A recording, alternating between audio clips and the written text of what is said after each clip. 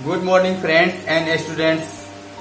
मैं CP sir, matric result की शुभकामनाएं, क्योंकि आप लोग बहुत ही अच्छे मार्क्स से उत्तीर्ण हुए हैं इस बार। बहुत खुशी की बात है कि आप लोग ऑनलाइन पढ़ाई से भी जुड़ गए हैं इस लॉकडाउन में। तो मैं आज आपको 11th बायोलॉजी स्टार्ट करने जा रहा हूं। तो इस लॉकडाउन में घर बैठे बैठे आप 11th का बायोलॉजी पढ़ सकते हैं और आपको स्टडी मटेरियल भी उपलब्ध कराई जाएगी, वो भी बिल्कुल मुफ्त में। हमारी ऑफलाइन क्लास में इसी सब्जेक्ट के लिए 10,000 फी है 2 साल का, लेकिन यहाँ YouTube से स्टडी करने पर आप बिल्कुल ही फ्री जीरो बैलेंस में स्टडी कर सकते हैं। लेकिन हमारे पटोरी क्षेत्र के भाइयों को, मोहद्दीनगर विधानसभा क्षेत्र के स्टूडेंट्स को मैं ऑफलाइन क्लास में मात्र 3,000 रुपये में कोर्स कंप्लीट कराता हूं। तो इस प्रकार से स्मार्ट यूट्यूब स्टडी चैनल से जुड़कर आप 11th बायोलॉजी मैथ का स्टडी बिल्कुल ही मुफ्त में कर सकते हैं। मैथ के लिए एक सर है जो कि आपको मैथ भी बहुत ही अच्छे ढंग से पढ़ाते हैं विथ अंडरस्टैंडिंग। तो ठीक है, तो हम ऐसे स्टूडेंट्स को जो ऑनलाइन पढ़ने के लिए रेडी हो चुके हैं उनको मैं एक रिक्वेस्ट करता हूं कि अभी यदि आप चैनल सब्सक्राइब नहीं किए हैं तो चैनल सब्सक्राइब कर दीजिए और अपने फ्रेंड्स को भी, अपने दोस्तों को भी, अपने भाई बहन को भी जो 11th की तैयारी करने जा रहे हैं इस बार, उनको भी इनवाइट कर दीजिए, ताकि आप घर बैठे बैठे बहुत ही इजीली ढंग से पढ़ सकते हो। बहुत स्टूडेंट्स कहते हैं ऑनलाइन पर पढ़ाई नहीं कर पाते, तो जो कि बिल्कुल ही रॉन्ग है।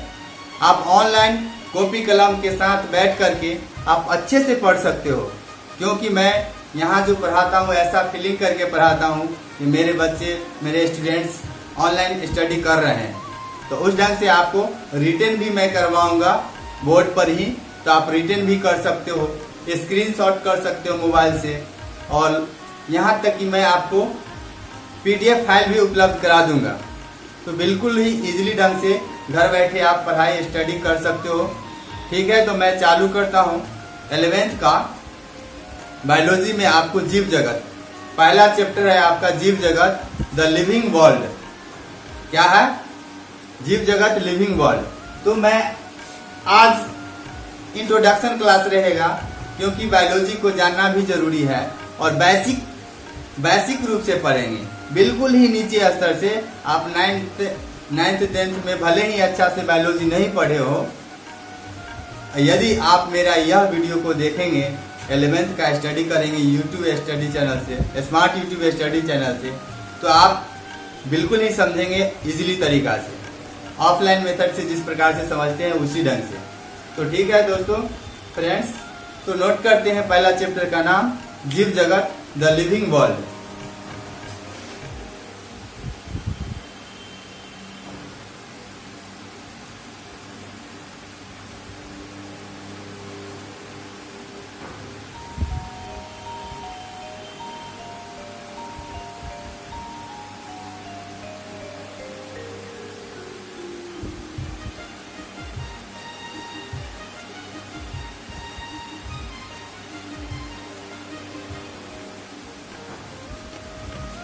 इससे पहले कि आपको इस चैप्टर से इंट्रोड्यूस कराऊं, सबसे पहले आपको बायोलॉजी से इंट्रोड्यूस करा दूं, क्योंकि मैं पहले ही आपको बता दिया हूं जे आपको बेसिक रूप से पढ़ाएंगे।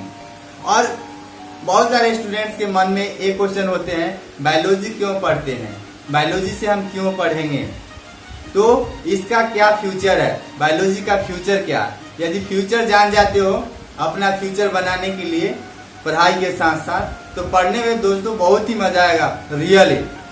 कोई टीचर यदि आपको फ्यूचर नहीं बताते हैं तो वो विषय जो है बोरिंग फीलिंग होगा, क्योंकि आप वह पढ़ के क्या प्राप्त करने वाले हो, क्या बनने वाले हो, ये भी जानना बहुत जरूरी है। यानी कि मेन पर्पस जानना है। मेन एम जानना है, गोल जानना है, आपका फ्यूचर का क्या गोल है। आपको बायोलॉजी पढ़ने से आप फ्यूचर में क्या बन सकते हो, क्या कर सकते हो, एक अच्छे व्यक्ति बन सकते हो, बहुत सारे पैसे कमा सकते हो, ये सब बहुत सारे स्टूडेंट्स के मन में रहते हैं। तो दोस्तों आप बायोलॉजी के बारे में पहले जान जाइए कि इसमें स्ट्रीम क्या है, मेन पर्पस क्या है बायोलॉजी पढ़ने का।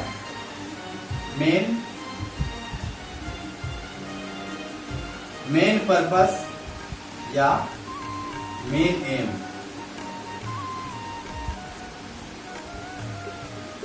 फ्रेंड्स मैं आपको बता दूं, एक तो बायोलॉजी है, जीवन से संबंधित अध्ययन करना, तो आपको ऐसे ही डेली लाइफ में बायोलॉजी का जरूरत पड़ता है। घर में सुनते होंगे मम्मी पापा से, एक दूध पी लो स्वास्थ्य ठीक रहेगा रात के टाइम में या खाने के बाद। तो इस प्रकार से डेली ब्रश करना है, दांत में कैविटी नहीं लगेगी। दोस्तों ये क्या है, बायोलॉजी ही है। तो बायोलॉजी हर कोई जानते हैं क्योंकि यह जीवन से संबंधित है और कोई को जानना भी जरूरी है, क्योंकि आपका अच्छा जीवन व्यतीत हो, हेल्थ मतलब स्वस्थ रूप से, यानी कि स्वस्थ रूप से जीवन को व्यतीत करने के लिए बायोलॉजी को जानना बहुत जरूरी है, हेल्दी। तो ठीक है, तो लेकिन इसके साथ साथ और आपको क्या बेनिफिट होने वाले हैं। तो यदि दोस्तों 11th 12th यदि कर लेते हो, आईएससी कंप्लीट करते हो बायोलॉजी से, तो आपका इन फ्यूचर में क्या क्या कर सकते हो कोर्स, एएनएम कोर्स जो है आप कर सकते हो। क्या चीज कर सकते हो, एएनएम। तो स्टूडेंट्स, बहुत सारे स्टूडेंट्स नहीं जानते हैं कि एएनएम क्या है और यह कैसे किया जा सकता है और कितने पढ़ाई करने के बाद होता है। तो इंटर कर लेते हैं यदि आप किसी भी स्ट्रीम से, साइंस से या अदर स्ट्रीम से भी, तो एएनएम आप कर सकते हो। यानी कि एएनएम का फुल फॉर्म क्या होता है, ऑक्सिलरी नर्स मिडवाइफरी।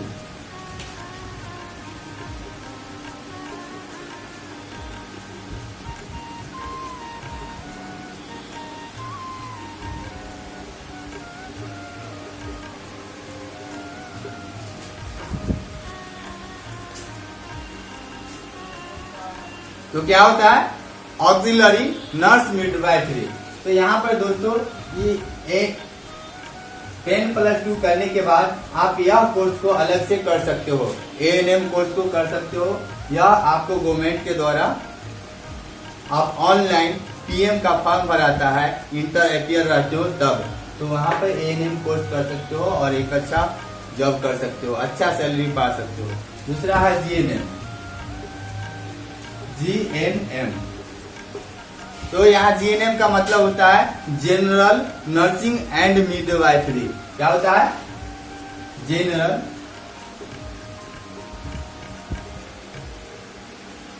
नर्सिंग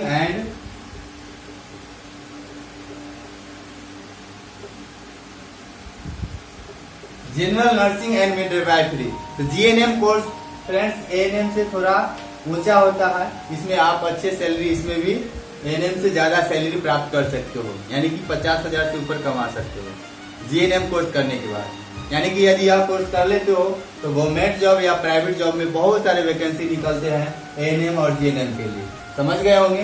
तो जो मेरे स्टूडेंट्स है, गर्ल्स है या बॉयज है, वह ये कोर्स को कर सकते हैं, जीएनएम कोर्स को, एएनएम कोर्स को। ठीक है, तो आगे देखते हैं क्या होता है। एक होता है आपको फ्रेंड्स इंटर लेवल पढ़ी बीएससी नर्सिंग होता है। क्या होता है, बीएससी नर्सिंग।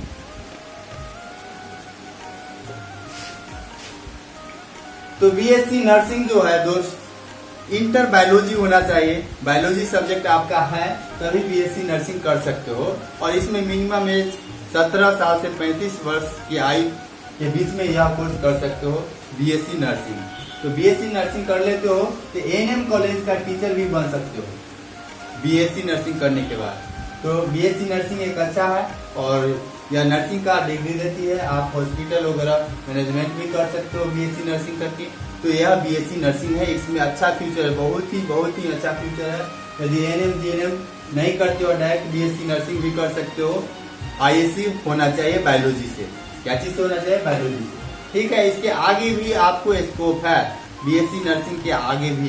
तो आगे क्या है, एक है आपको डी फार्मा। क्या है, डी फार्मा। तो डी फार्मा डिप्लोमा होता है फ्रेंड्स, डिप्लोमा इन फार्मेसी होता है।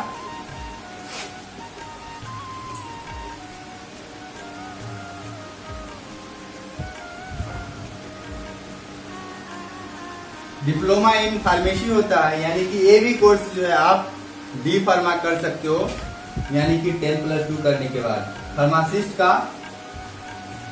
फार्मासिस्ट का जो है आपको मेडिसिन के बारे में इसमें ज्यादा स्टडी हो जाएगा, यानी कि किस प्रकार से वह मैन्युफैक्चर होता है, कॉम्बिनेशन क्या होता है, ये सब डी फार्मा है, डिप्लोमा कोर्स है फार्मेसी में। ठीक है, तो इसके आगे भी है, मतलब इससे ऊंचा पद होता है बी फार्मा। क्या होता है? B pharma. तो बी फार्मा बैचलर कोर्स हुआ एक तरह से, स्नातक का डिग्री इसमें मिल जाता है, और इसमें जो है डी फार्मा से डिप्लोमा से ऊंचा है।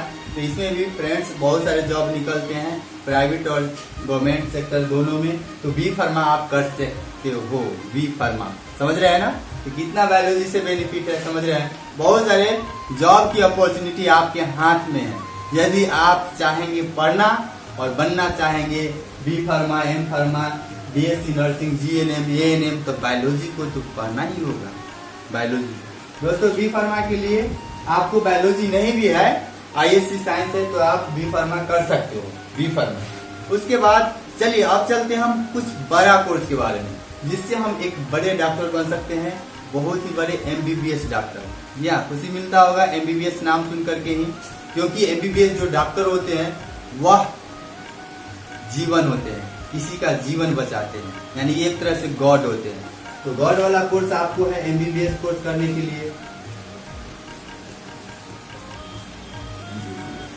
एमबीबीएस कोर्स करने के लिए आपको फ्रेंड्स एंट्रेंस एग्जाम देना पड़ता है, आपको नीट का और एम्स का। क्या चीज का?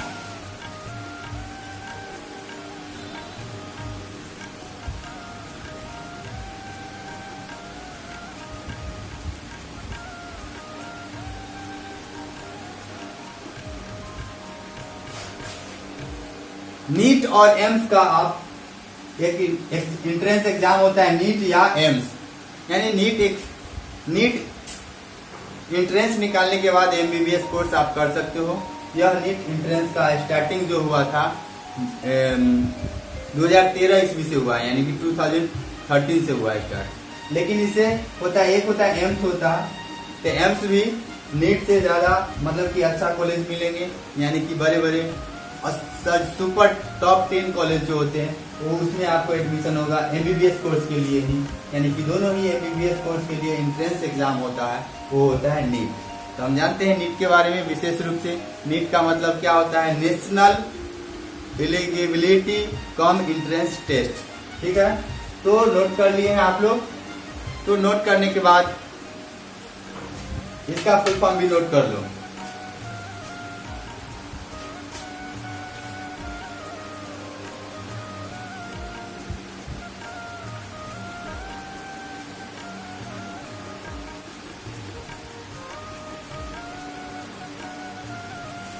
तो यहाँ पर नीट का फुल फॉर्म लिखा हुआ है national eligibility cum entrance test. तो इस प्रकार से आपका नीट हो गए, एम्स के लिए हो गया एंट्रेंस टेस्ट लेती है। एक होता है आपको फ्रेंड्स एम्स होता है, एम्स का होता है all India institute of medical science.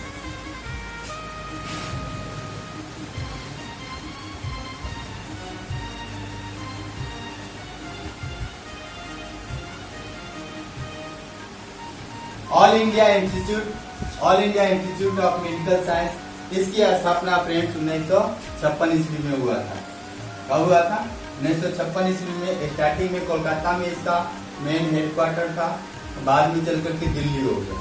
ठीक है, तो ये सब आपको मेडिकल के क्षेत्र का कोर्स है, आपके पास बहुत सारी अपॉर्चुनिटी है अब इसे फ्यूचर बनाने का, ये सब स्ट्रीम में। तो इस प्रकार से बायोलॉजी पढ़ने से आपको ये बेनिफिट होने वाले हैं। तो इसलिए आज से मेरा क्लास ज्वाइन कीजिए और दोस्तों के साथ शेयर भी कीजिए मेरा वीडियो को, क्योंकि बहुत से बहुत स्टूडेंट को यदि बेनिफिट होता है तो मुझे भी बहुत खुशी मिलेगी और मेरे स्टूडेंट्स, मेरे देश का नाम भी रोशन होगा।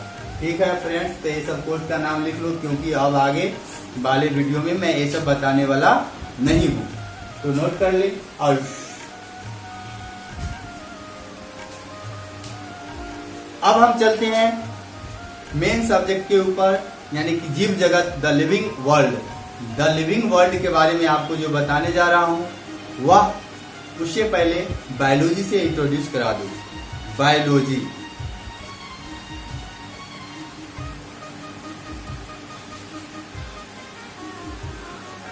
अब हम आपको ले चलते हैं डायरेक्ट स्टडी के लिए। तो कॉपी कलम निकालिए और स्टार्ट हो जाइए, क्योंकि यदि आप कॉपी कलम नहीं निकालेंगे तो फिर कहिएगा कि हम कुछ तो नोट ही नहीं हुआ तो हम पढ़े क्या, तो ऐसा थिंकिंग आ जाएगा आपके माइंड में। तो जब तक आप नोट नहीं करते हो तो पढ़ाई नहीं होती है, इसलिए कॉपी कलम जरूरी है, एकदम बिल्कुल जरूरी है। अभी नहीं निकाले तो निकाल ही लीजिए। और अभी तक यदि सब्सक्राइब नहीं किया चैनल को तो ये भी सब्सक्राइब कर दीजिए और शेयर भी करिएगा जरूर से जरूर। लाइक नहीं भी हो तो भी शेयर कीजिए ताकि, और कमेंट कीजिए ताकि मैं अगला वीडियो में आपकी कमेंट के अनुसार से ही वीडियो बनाऊंगा। ओके, तो हम स्टार्ट करते हैं बायोलॉजी डिफिनीशन।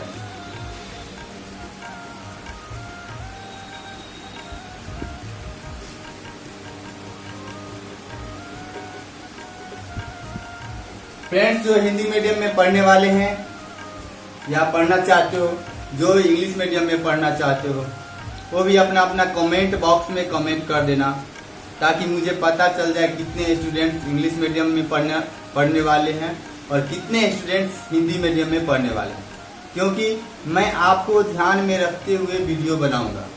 यदि ज़्यादा मोर देन इंग्लिश स्टूडेंट्स है हिंदी स्टूडेंट की अपेक्षा, तो मैं इंग्लिश ज़्यादा बोलने का प्रयास करूंगा। नहीं तो आप हिंदी वाले ज़्यादा हो तो मैं हिंदी का ही ज़्यादा यूज करूंगा ताकि आप इजीली समझ सके।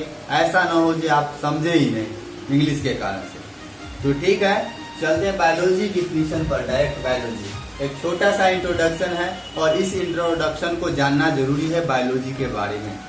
तो फ्रेंड्स, आदिकाल से ही मनुष्य यानी कि प्राचीन काल से ही बायोलॉजी का स्टडी और प्रयोग जो है लोगों के द्वारा होता रहा। जैसे कि मान लो आदि मानव है, पढ़ा लिखा नहीं था, लेकिन फिर भी वह जानता था कुछ जीवों के बारे में और उससे क्या बेनिफिट होता है उसके बारे में भी जानते थे, और कहाँ पे क्या मिलता है, भोजन कहाँ पे उपलब्ध है वो भी जानते थे, घूम घूम करके पता करते थे। दोस्तों, ये तो बायोलॉजी ही का एक हिस्सा है, तो इसलिए बायोलॉजी कोई नया सब्जेक्ट नहीं है, यह आदिकाल से ही चलते आया, प्रिमिटिव अर्ली से ही चलते आया है। तो हम बायोलॉजी में पढ़ते क्या चीज को है, study of living organism in is called biology. यानी कि स्टडी ऑफ लिविंग ऑर्गेनिज्म कहने का मतलब है बायोलॉजी में सजीवों के अध्ययन को ही बायोलॉजी कहते हैं, सजीव के अध्ययन। तो यहाँ पे सजीव शब्द भी आ जाएगा और लिविंग ऑर्गेनिज्म इसी को बोलते हैं, लिविंग ऑर्गेनिज्म। फ्रेंड्स, इसका मतलब होता है सजीव। सजीव, ऑर्गेनिज्म का मतलब जीव होता है। सजीव जीवों का अध्ययन जो है, सजीव जीवों का अध्ययन करेंगे तो बायोलॉजी कहलाएगा। इजीली भाषा में आप समझ गए होंगे, यानी कि study of living organism is called biology. इसको इंग्लिश मीडियम वाले लिख सकते हो।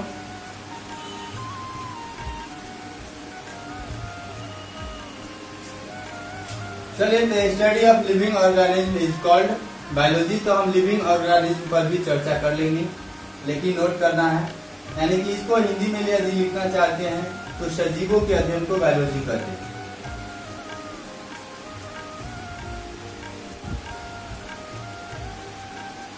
फ्रेंड, दोस्तों या स्टूडेंट्स, आप यदि स्टूडेंट्स हो तो मेरा दोस्त हो, क्योंकि मेरे चैनल से जुड़े हो। तो मैं आपको बताना चाहता हूँ कि आप बच्चे से डिफिनीशन पढ़ते आए हो। क्लास टीचर आपको जब 7th 8th 9th में थे तो क्लास टीचर से भी पढ़े हैं। बुक बेचने वाले आते थे थोड़ा पतला, उसमें भी डिफिनीशन पढ़े होंगे विज्ञान के बारे में और जीव विज्ञान के बारे में। तो वहाँ पे आप उस समय से पढ़ते आए हैं। तो ऐसा डिफिनीशन नहीं होना चाहिए जिससे बोरिंग हो, यानी कि विज्ञान की वह शाखा जिसके अंतर्गत जीवों का अध्ययन किया जाता है। ऐसे करके आप लोग बच्चा से याद करते हुए आए हैं। तो इस प्रकार से भी आप बोल सकते हैं अपनी भाषा में, विज्ञान की वह शाखा जिसके अंतर्गत जीवों का अध्ययन किया जाता है।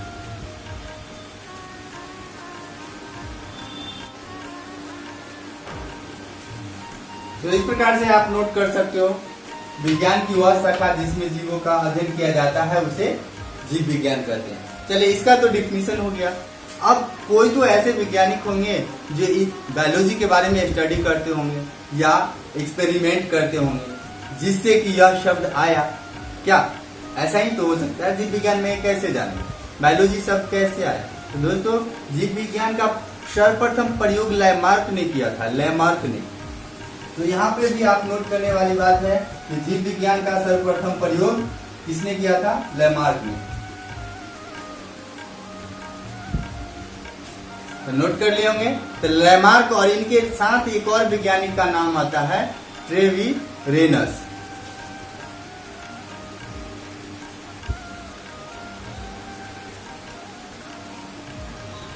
तो फ्रेंड्स, आप नोट कर सकते हो, जीव विज्ञान का सर्वप्रथम प्रयोग लैमार्क ने किया था और उसके साथ साथ ट्रेवीरेनस ने भी किया था। इसीलिए जीव विज्ञान का इस प्रकार से यह शब्द आया। कौन शब्द? यानी कि जीव विज्ञान शब्द। यानी कि जीव विज्ञान शब्द का प्रयोग करने वाले सर्वप्रथम थे लैमार्क एवं ट्रेवीरेनस ने। अब आगे हम चलते हैं। तो लैमार्क कहाँ के थे? तो लैमार्क दोस्तों फ्रेंच थे, फ्रेंच यानी कि फ्रांस के रहने वाले थे, और ट्रेवीरेनस जो थे यह जर्मन वैज्ञानिक थे। इस प्रकार से इन्होंने जीव विज्ञान शब्द को प्रोड्यूस किया।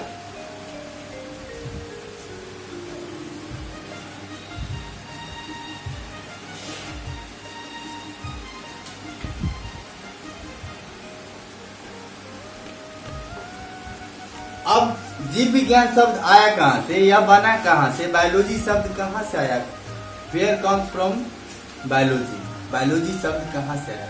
दोस्तों, बायोलॉजी जो है एक ग्रीक शब्द है, यानी कि ग्रीक शब्द से बना है। यार, किन शब्दों से बना है? ग्रीक शब्दों से बना है। ग्रीक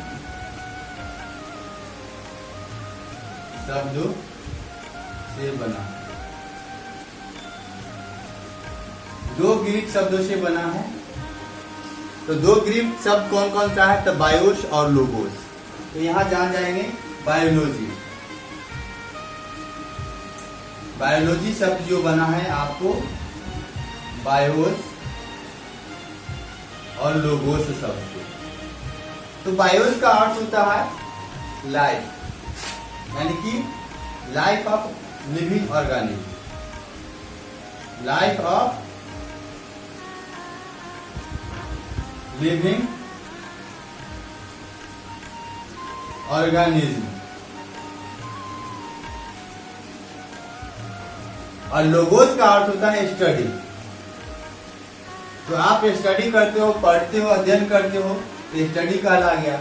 और लाइफ ऑफ लिविंग ऑर्गेनिज्म का मतलब हो गया जीवों के जीवन का अध्ययन। जीवों के जीवन यानी कि लाइफ ऑफ लिविंग ऑर्गेनिज्म, यानी कि सजीव जीवों का जीवन। यहाँ समझ जाओ कि सजीव है कौन। यहाँ पर हम स्पेशल डिफाइन करेंगे लिविंग ऑर्गेनिज्म के बारे में। सजीव हम है जो वृद्धि कर सकता है, श्वसन कर सकता है, प्रजनन कर सकता है, जो बहुत मतलब मनुष्य में या जंतु में आवाज निकाल सकता है, वो सब क्या है? लिविंग ऑर्गेनिज्म है। प्लांट्स में जो पौधे ग्रो करता है, फ्रूट्स देता है, फल देते हैं, यानी कि इस प्रकार से उसे हम क्या बोल सकते हैं? लिविंग ऑर्गेनिज्म बोल सकते हैं। तो लिविंग ऑर्गेनिज्म में आप प्लांट आ गया और एनिमल्स आ गया। तो इसीलिए यहाँ पर हम डिफाइन इससे हम कर सकते हैं। बायोस का मतलब है लाइफ और लोगोस का मतलब है स्टडी, यानी कि किसी जीव के जीवन का अध्ययन को क्या कहेंगे? बायोलॉजी। तो यहाँ पे आ गया जीवों के अध्ययन को बायोलॉजी कहेंगे। तो यहाँ सजीवों के लिख देंगे। सजीवों के अध्ययन को क्या कहते हैं? बायोलॉजी कहते हैं। तो सिंपली आपको याद रखना है, बायोलॉजी दो ग्रीक शब्द से बना है, बायोस और लोगोस। बायोस का मतलब होता है life of living organism, logos का मतलब होता है स्टडी, अध्ययन करना। तो यहाँ पे आप अच्छी तरह से समझ गए होंगे, यानी कि लिविंग ऑर्गेनिज्म किसे कहेंगे? और लिविंग ऑर्गेनिज्म के स्टडी को ही क्या कहते हैं? बायोलॉजी कहते हैं। अब चलिए, अब आ गया, अब यह जो है लिविंग ऑर्गेनिज्म के स्टडी के बारे में जो सर्वप्रथम बताए होंगे, वो भी तो कोई साइंटिस्ट होंगे जो स्टडी करते होंगे तो बताए होंगे, तो उनका नाम क्या है? अरस्तु है। इसीलिए अरस्तु को अरिस्टोटल को यानी कि फादर ऑफ बायोलॉजी कहते हैं। तो यहाँ पे एक नोट करने वाली बात है, तो फादर ऑफ बायोलॉजी है कौन? फादर ऑफ बायोलॉजी किसे कहा जाता है? ये क्वेश्चन बन जाता है। तो फादर ऑफ बायोलॉजी यानी कि जीव विज्ञान के पिता, तो हिंदी में जो लिखते हैं स्टूडेंट्स, वो लिख सकते हैं जीव विज्ञान के पिता यानी कि फादर किसे कहा जाता है? तो आंसर में आपका क्या हो जाएगा? अरिस्टोटल।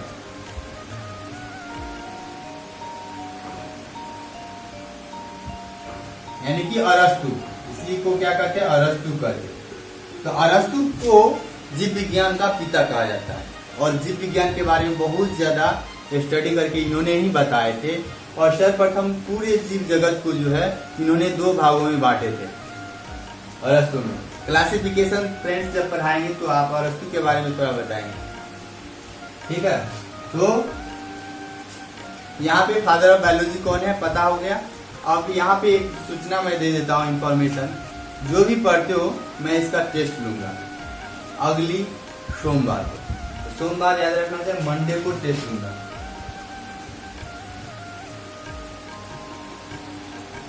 मंडे को याद रखिएगा, टेस्ट है, एग्जाम है, तभी तो आपको पता चलेगा ऑनलाइन पढ़ने से आप कितना स्टडी किए हैं और कितना मार्क्स लाए। अब आगे हम चलते हैं, नोट कर लीजिए, स्क्रीनशॉट मार लीजिए। अब हम बताने जा रहे हैं जीव विज्ञान की कितने शाखाएं हैं। तो आप पहले ही बता दिया हूं, बच्चा से आप डिफिनीशन पढ़ते आए हो, उसके शाखाओं ब्रांच के बारे में जानते होंगे। तो बायोलॉजी के मुख्य रूप से 2 शाखाएं, 2 ब्रांच है, they are 2 branches of biology. तो याद रहेगा जीव विज्ञान की कितने शाखाएं हैं? जीव विज्ञान की 2 मुख्य शाखाएं हैं, वह कौन कौन है? वनस्पति विज्ञान,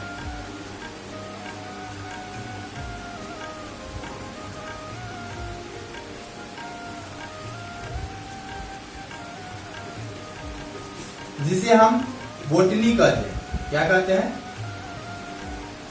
बोटनी। एक है जंतु विज्ञान, जिसे हम क्या कहेंगे? जूलॉजी कहते हैं। तो अब आप जान गए होंगे विज्ञान के कितने शाखाएं हैं। तो 2 शाखाएं हैं, वनस्पति विज्ञान इंग्लिश में बॉटनी और जंतु विज्ञान इंग्लिश में जूलॉजी। तो अब हम चलते हैं बोटनी के पास। तो दोस्तों बोटनी कौन है? तो बोटनी एक सब्जेक्ट है जिसमें हम क्या चीज का अध्ययन करेंगे? तो जिसमें हम वनस्पति यानी कि प्लांट्स के बारे में अध्ययन करेंगे, यानी कि पौधों के बारे में अध्ययन किया जाता है बोटनी के अंतर्गत। तो हम वनस्पति के पास चल रहे हैं, स्पेशल कॉपी कलम के साथ भी। स्टूडेंट्स हम जो वनस्पति के पास जा रहे हैं, क्यों जा रहे हैं? इसको स्टडी करने के लिए जा रहे हैं, इसे जानने के लिए जा रहे हैं। तो वनस्पति विज्ञान ग्रीक शब्द से बना है। ये भी वनस्पति विज्ञान किस शब्द से बना है? तो ग्रीक शब्द बोटेनी से बना है। यानी कि यहाँ पे आप लिख सकते हो वनस्पति विज्ञान यानी कि बोटनी, वनस्पति विज्ञान ग्रीक शब्द बोटेनी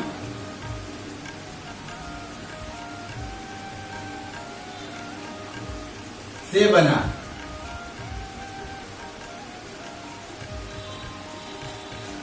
जिसका अर्थ होता है शाक या पौधा। जिसका अर्थ होता है क्या चीज? क्वेश्चन यहां पे बनते जाएगा, आप ध्यान से सुनिए मेरे एक एक वर्ड को। जिसका अर्थ होता है शाक अथवा पौधा। समझ ही गए होंगे। साग सब्जी खाते हैं, पौधा ही हुआ, छोटा होता है और शाक कहलाता है, जिसमें डंठल स्ट्रॉन्ग नहीं होता है, वुडी नहीं होता है, लकड़ी वाला नहीं होता है। तो शाक अथवा पौधा, यानी कि पौधा का अध्ययन करेंगे तो उसे क्या कहेंगे? बोटनी कहेंगे। तो परिभाषा भी समझ गए होंगे, यानी कि वनस्पति विज्ञान विज्ञान की वह शाखा है जिसके अंतर्गत सजीव पौधों का अध्ययन किया जाता है। सजीव पौधों का अध्ययन किया जाता है। यहाँ पे डिफिनेशन लिख सकते हो, यानी कि वनस्पति विज्ञान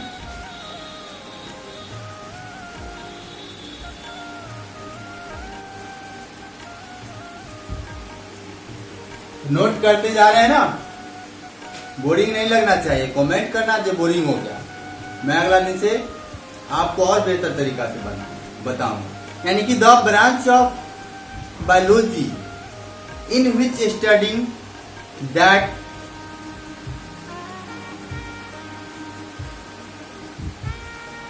तो इंग्लिश में नोट करेंगे, the branch of biology in which studying plant is called botany.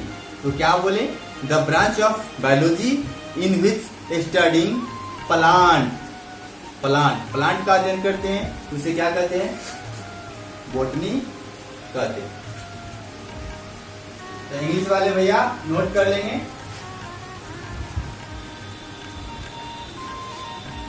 तो the branch of biology in which studying plant is called botany. तो इसका मतलब है पौधों के अध्ययन को, यानी कि बायोलॉजी का वह शाखा, जीव विज्ञान की वह शाखा जिसके अंतर्गत पौधों का अध्ययन किया जाता है, उसे बोटनी कहते हैं। दोस्तों, अब यह बोटनी का स्टडी करने वाले कोई स्पेशल वैज्ञानिक रहे होंगे जो खास करके पौधों का ही अध्ययन करते होंगे।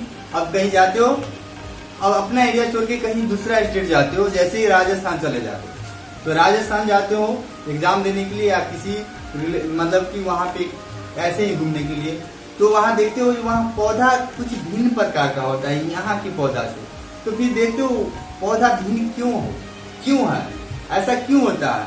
फिर वहां पे इतना गर्मी है, इतना डिजर्ट है वहां पर, फिर भी डिजर्ट में पौधा है। और हमारे यहाँ जब बैसाख महीना, जहाँ पे जून का महीना जब आता है, मई जून का, तो पौधा सूखने लगता है, ग्रो उसका रुकता है। अब ऐसा क्यों होता है? वहाँ के पौधा और यहाँ के पौधा में डिफरेंट क्यों है? तो दोस्तों, इसका अध्ययन करना होगा ना, तो कोई तो वैज्ञानिक होंगे जो इसके बारे में खास करके स्टडी किए होंगे, तो उसी को ना हम लोग फादर ऑफ बोटनी कह सकते हैं, जो इसके बारे में स्पेशल स्टडी किए होंगे। तो कौन है फादर ऑफ बोटनी? कौन है? तो यहाँ पे नोट करने वाली बात है, फादर ऑफ बोटनी। क्या चीज? फादर ऑफ बोटनी अभी तक नहीं जाने होंगे तो नोट कर लीजिए, थियोफ्रेस्टस है।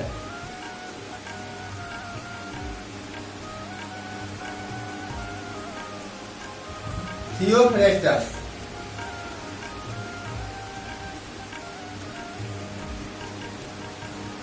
तो याद हो गया। तो फादर ऑफ बोटनी कौन है? थियोफ्रेस्टस। तो फ्रेंड्स, ऐसे पढ़ते हैं, बहुत ही मजा आ रहा होगा। यदि अभी तक सब्सक्राइब नहीं किए होंगे तो सब्सक्राइब कर ही दीजिए और दोस्तों को भी शेयर कर ही दीजिए, क्योंकि जो अगला दिन जो पढ़ाई होने वाला है, इसके आगे सीरियल बाय सीरियल मेरा क्लास यदि यूट्यूब पर देखते रहोगे, बिल्कुल ही आपको ऑफलाइन में कहीं पे नहीं करना होगा, पैसा नहीं देना होगा।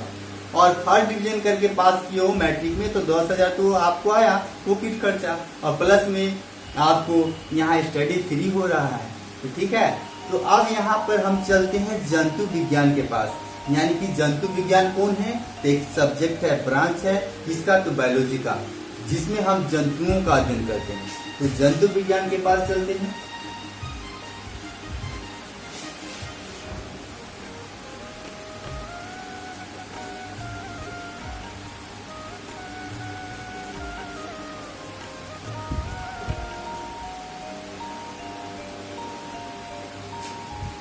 तो हम आ गए हैं अब जंतु विज्ञान के पास, जूलॉजी के पास। अब यहाँ पे हम कुछ इंट्रोड्यूस होंगे जंतु विज्ञान से।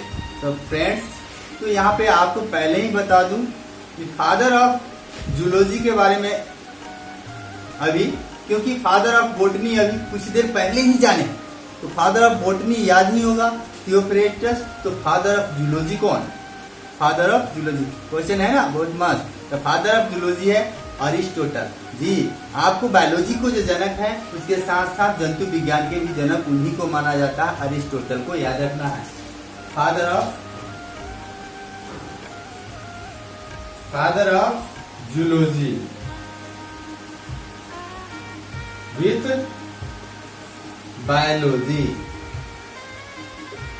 हाँ याद रखना, बायोलॉजी लास्ट में वाई होता है, याद क्या है, अरिस्टोटल।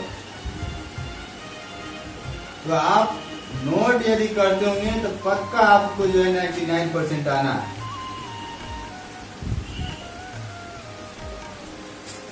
इस प्रकार से यदि पढ़ेंगे तो 99% कोई रोक ही नहीं सकता। और जितना भी आपको मेडिकल एंट्रेंस ये सब बताए ना, सब में एकदम उड़ा दोगे। क्या चीज उड़ा दोगे? क्वेश्चन को उड़ा दोगे। बहुत बिल्कुल मजा आने वाला है। ठीक है, तो जंतु विज्ञान फादर ऑफ जूलॉजी कौन है? अरिस्टोटल है। अब आगे चलते हैं। जंतु विज्ञान भी ग्रीक शब्द से ही बना है, तो जूओन शब्द से बना है, जूओन। तो यहाँ पे लिख लेंगे फ्रेंड्स, जंतु विज्ञान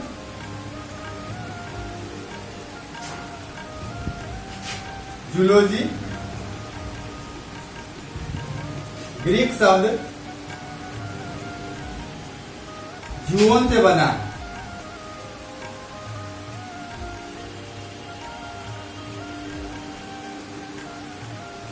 कौन शब्द से बना है? जूओन शब्द से, याद रहेगा ना, जूओन। यहाँ पर लिख दिए हैं जूओन, ओ जूओन शब्द से बना है, जिसका अर्थ होता है जंतु।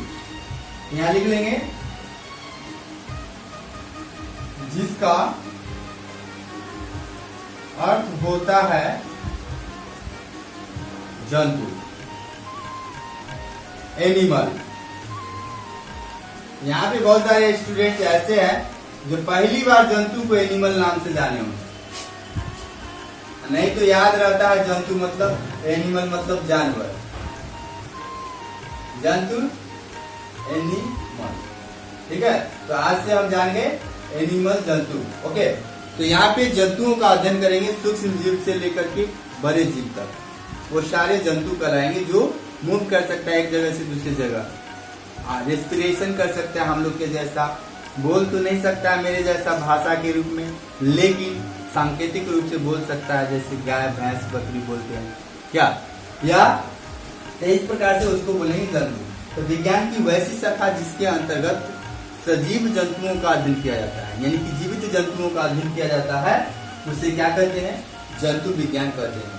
यानी कि the branch of biology that deals with animals life, the branch of biology that deals with animal life is called zoology. तो हम हिंदी और इंग्लिश दोनों में लिख लेंगे।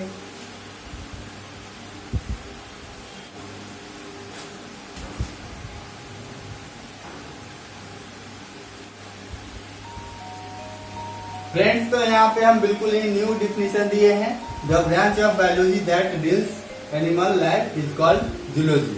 क्योंकि एक ही टाइप से परिभाषा याद रखना बोरिंग लगता है, तरह तरह से बदल बदल के परिभाषा करो, क्योंकि उसका अर्थ तो सेम ही होगा। यानी कि जीव विज्ञान की वह शाखा जिसमें एनिमल्स लाइफ का डील्स करते हैं, यानी कि वर्णन करते हैं, उसे हम क्या करते हैं? जंतु विज्ञान करते हैं। जंतु, एनिमल्स। हम लोग आ जाते हैं किस ग्रुप में? एनिमल्स में आ जाते हैं। ऐसा नहीं कि मैं प्लांट हूँ, मैं एनिमल हूँ। प्लांट कैसा रहता है? उसमें पत्ता रहता है। तो ठीक है, तो इस प्रकार से हम स्टडी कर लिए। अब हम जानना चाहेंगे कुछ खास फ्रेंड्स। अब जो मैं बताने जा रहा हूँ वो एकदम बिल्कुल ही भीविया इंपॉर्टेंट है। हो सकता है कि अभी तक आपने सुने ही न होंगे, क्योंकि यहाँ पर कई बार मैंने चर्चा कर दिया बायोलॉजी का पिता कौन है, फादर कौन है बायोलॉजी का। फिर आपको चर्चा कर दिया आपसे कि बॉटनी का फादर कौन है, जूलॉजी का फादर कौन। यहाँ बहुत बार फादर यूज हो रहा है। दोस्तों, विज्ञान में तो फादर पढ़ना ही होगा, क्योंकि जो उसके बारे में बताया होगा वही तो फादर होगा। ठीक है ना? तो ऐसे बहुत सारे ब्रांच है, हजारों ब्रांच है साइंस में जिसका फादर है, लेकिन वो हजारों को याद नहीं रखना है। जो इम्पोर्टेंट है मेरे लिए वो याद रखना है, जो अदर स्टूडेंट को पता नहीं रहता है। स्मार्ट यूट्यूब स्टडी पर पढ़ने वाले स्टूडेंट्स को बिल्कुल ही पता हो जाएगा और सबसे ज्यादा तेज तरार बनेगा। ठीक है, तो देख लीजिएगा, मैं ये तो गारंटी नहीं दे सकता हूँ, लेकिन एक गारंटी जरूर ले सकता हूँ आपसे कि जाओ कहीं भी YouTube चैनल पर और इंट्रोडक्शन में देख लो फादर ऑफ साइंस में कितने बताते हैं। नहीं बता, 2-4 करके बता देते हैं। मैं आपको यहाँ पर 11 बताने वाला हूँ, तो नोट कर लीजिएगा।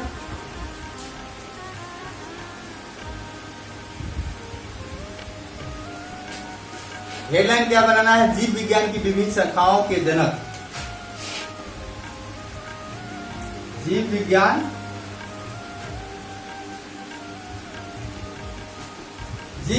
के विभिन्न शाखाओं के जनक।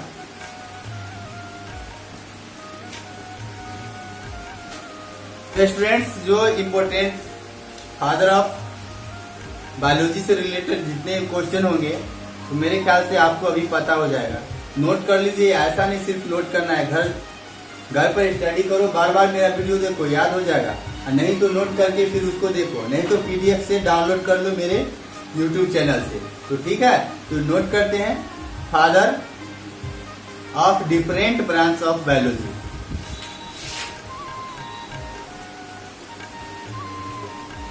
तो यहाँ पे हम ब्रांच का नाम लिखेंगे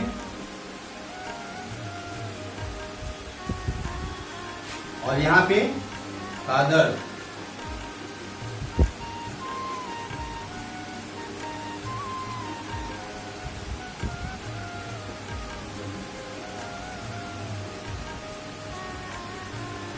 तैयार है। तो पहले ही बता दिया हूं जीव विज्ञान के जनक।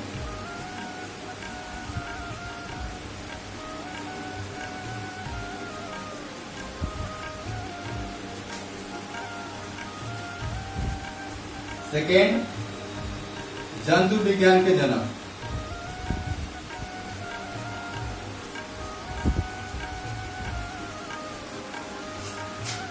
तो स्टूडेंट्स, तो सबसे इम्पोर्टेंट महत्वपूर्ण बिल्कुल ही आपके लिए और नॉलेज के लिए, जीके जीएस के लिए आपको हो गया।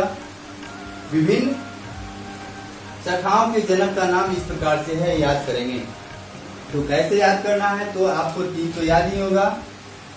जीव विज्ञान के जनक अरस्तु, जंतु विज्ञान के जनक अरस्तु है, दोनों है। वनस्पति विज्ञान थियोफ्रेस्टस, आधुनिक वनस्पति विज्ञान लिनियस, और अनुवांशिकी ग्रेगर जॉन मेंडल। आधुनिक अनुवांशिकी, यहाँ पे 2 है, अनुवांशिकी के जनक और आधुनिक अनुवांशिकी के जनक ग्रेगरी बेटसन है। यहाँ पे अनुवांशिकी के जनक यदि पूछा जाता है तो ग्रेगर जॉन मेंडल बोलेंगे।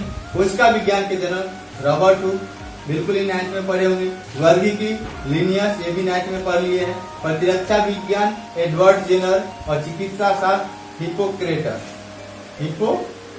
इस प्रकार से आप कुछ जनकों के नाम जान गए हैं। चलिए अब हम एक और नाम बताते हैं। उत्परिवर्तन सिद्धांत के जनक कौन थे? उत्परिवर्तन सिद्धांत के जनक लास्ट में 11वां नंबर पर है आपको।